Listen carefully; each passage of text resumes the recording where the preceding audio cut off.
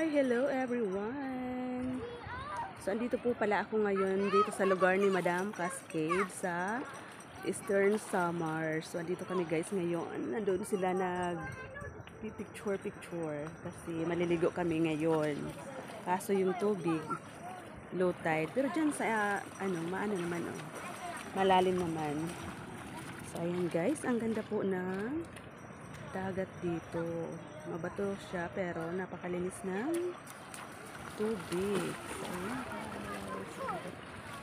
Ang ganda ng alon dun.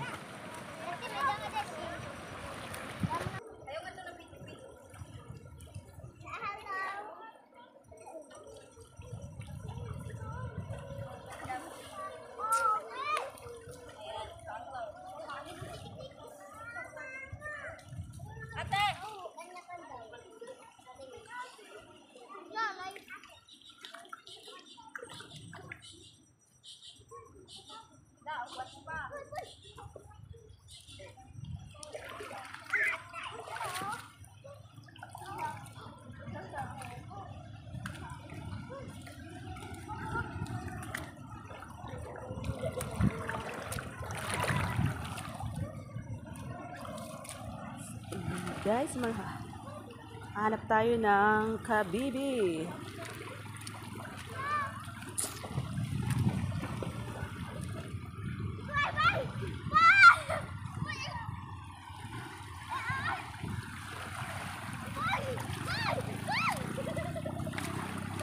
Ayan, paano na siya guys? Pa high tide na.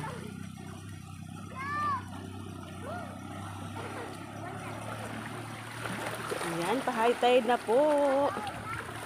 Ayan, hanggang doon sa white sand kapag high tide, hanggang doon sa may white sand, hanggang doon sa may white sand kapag high tide na. Ayan. Ang ganda. Mahanap kaya ako ng ng crabs. Ayun, may isda oh. Isda guys. Oh, yun. Natago sa Natago dito sa Asan kaya yung crabs? Wala akong makita. Yan yung lakas oh. Ang lakas ng Ayun. Ang hangin kasi guys, kaya yung alon, tingnan niyo yung alon.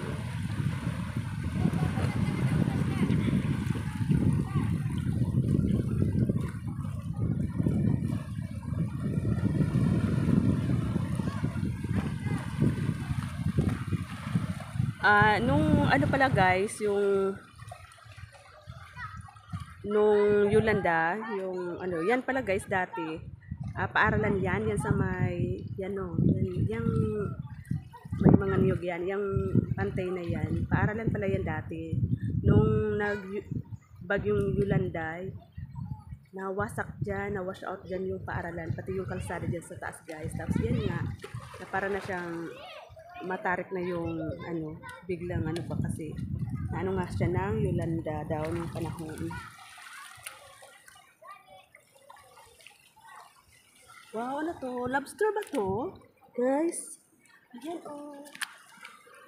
Ano yan? Lobster ba yan? Hindi ko alam kung ano yan. Para siyang lobster. Wow. Yun oh. Parang lobster siya pero takot akong kunin kasi ayan, ang ganda nito oh. Yung kabibi. Ganda guys. Yan guys oh, lobster ata yan pero takot akong kunin.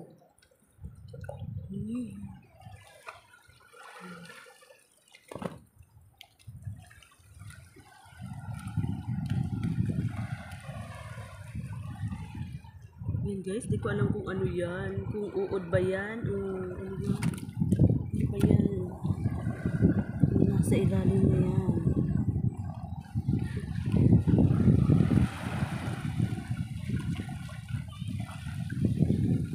Busy sila doon mag-picture. Ako naman, busy naman ako dito mag-lakad-lakad.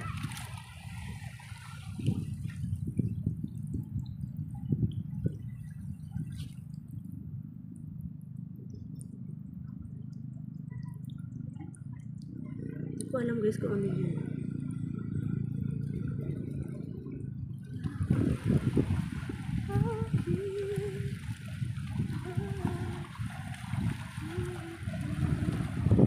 Yan, kakaibang ano. Kakaibang crabs yan. Parang mabalahibo. Balahibong crabs. Iba-iba pala yung mga ano sa dagat, no? Mga lamang dagat.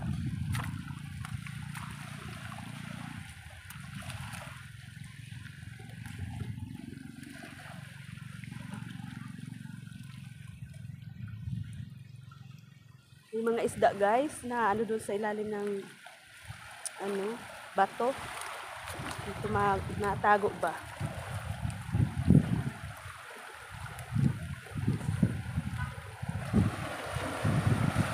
Day! Day! Picturean mo ako, Day! Ayan si Daylorn. Daylorn? Daylornix? Ayan, magandang Daylornix. Daylornix, ayan. Ayan po. Tapos ito yung magandang dilag din, si Apple. Hi.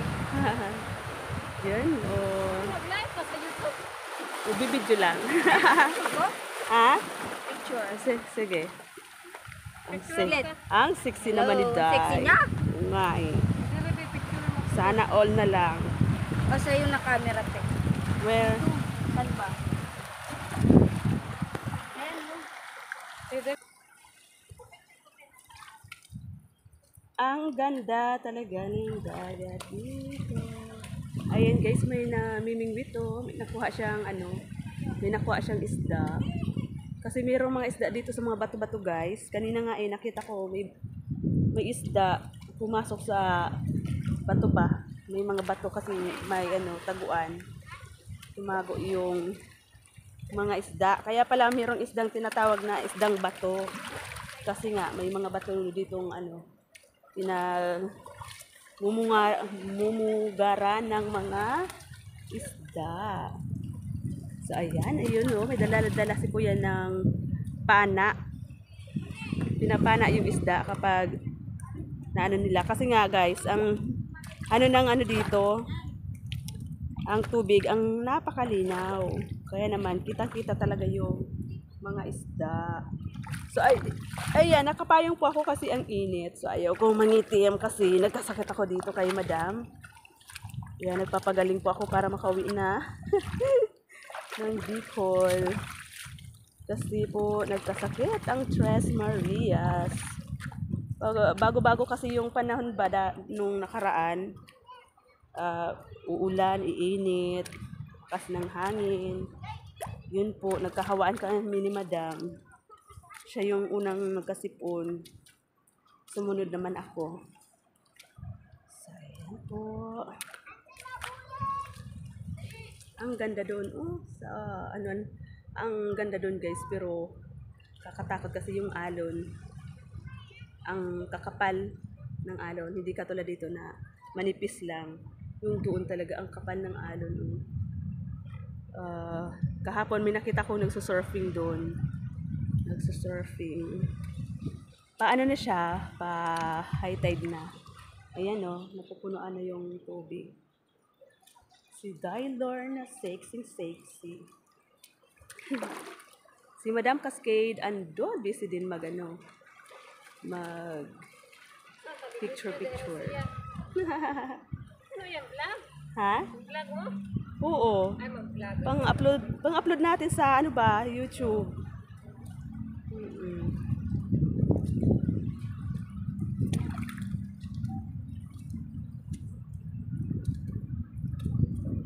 Ayan, nakita-kita po yung mga vlogger dito kay Madam Cascade. Si Daylornix po, nakikita ko yan doon sa live ni Madam kapag nag-ano siya doon. Doon ko siya nadikitan kay Madam Cascade. Tapos nakita-kita kami dito. Kasi friend din pala siya ni Madam Cascade. Tapos taga-lady siya.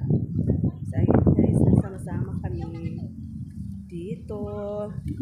Hindi na po ako magpapakita ng mukha kasi talagang haggard si Tres. Kasi nga po, nagkasakit ako. Ayan, buti-buti po at malakas-lakas na. Nagpapagaling na po kasi Uuwi na po ako sa amin sa Bicol. Namimiss ko na po magtanim, mag-araro. So, ayan. Nagkakasakit po pala kapag wala ka nang ginagawa, yung hindi ka busy sa farm.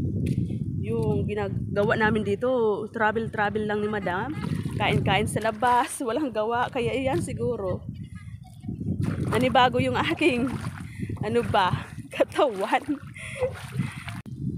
Hindi katulad sa amin na kapag umaga magrurundan ako sa palayan, sa aming mga coconut farm, magpapastol na ng kalabaw, pakain ng manok, itik. Kaya siguro nanibago ako hindi ako nabibisi tuwing umaga. Ayan guys, may isda! May isda!